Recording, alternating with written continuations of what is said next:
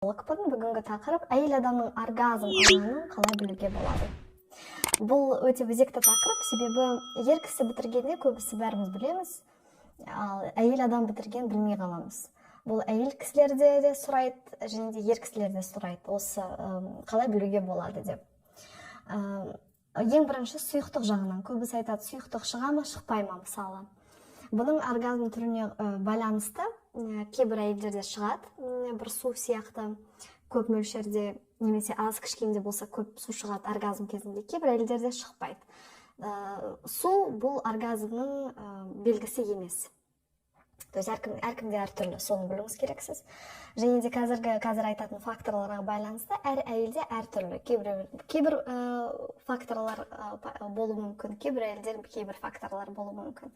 Соны сіз өзіңіз қарайсыз, әйел адам да өзі қарайды, өзін сезінгеніне. Ең бірінші оргазм алғанда, ең бірінші спазм. Спазм дегенде кішкене қатайып кетеді бұлшық еттер. Бұл тек қана бұл әр жерде бұл мысалы аяқта да болуы мүмкін, қолда бүйтіп кішкене ұйып кете ма, осындай бір сезімі болып кетеді әйел адамда. Бірақ ол ауырмайды. Бірақ бір түрлі оргазмның бір факторлары. Сөйтіп ұйып қалады. Әр жерде әркімде әртүрлі, енді дене бөлшегін алсақ. Бұл біріншісі. Екіншісі бұл пульсация дейді. Пульсация бұл кішкене бүйтіп, қалай айтады оны, пульс дегенде кішкене дрожь ретінде, дірілдеп немесе толқу ретінде кішкене болады. Бұл көбінесе жыныс мүшелерде болады. Әйел адам оны қынаптың ішіне сезу мүмкін, кішкене бүйтіп дірілдеуі, және де ер кісі мүше кіргенде соны да бұлай дірілдегені сезе алады.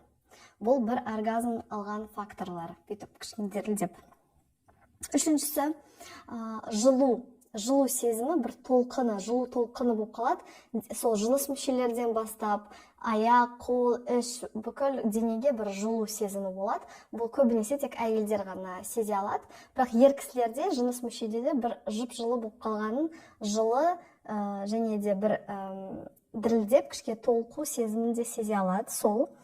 Және де төртіншісі, бұл әйел адам өзін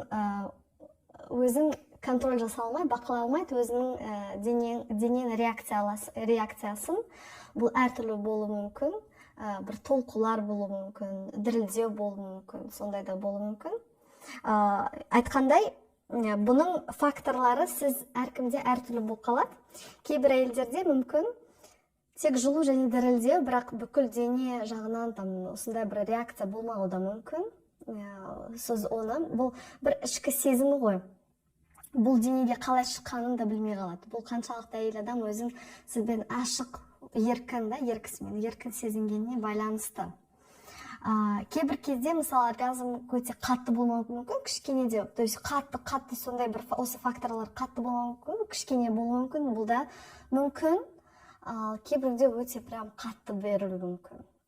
То есть осы факторлар, былай айтқанда, ер кісілерге көбісі айтады, қалай бітірген біле аламыз, біле алмаймыз. Көбі, енді шынында айтсақ, ол енді бүкіл дүниежүзілік факт, дерек ақпарат, бұл әрине әйел адам оргазм көбісі алмайды, өкінішке орай, және де көбісі алдым деп айта салады. Бірақ шын мәнінде алмады. Осы енді оргазм тақырыбы өте терең, бұны бұлай екі сөзбен айта салатын зат емес, себебі әр адамның, әйел адамның көбінесе оргазм алу жолдары өте терең, көптеген факторларға байланысты. Бұны мен бөлек видеода айтқанмын да, оргазм жайында. Бірақ нақты сіздің күнделікті өміріңізге сай, осы факторлар сіз оған қарап, шешім және де жалпы бақылап көріңіз. Және де өзіңіздің қазіргі ситуация, қазіргі өміріңізде бұл қаншалықты сай осы ақпарат. Және де көбінесе айтатыным ең соңғы былай жай, бұл дауыс оргазм алғанның белгісі емес. Сол үшін бақылап көріңіз. Рахмет, сау болыңыз.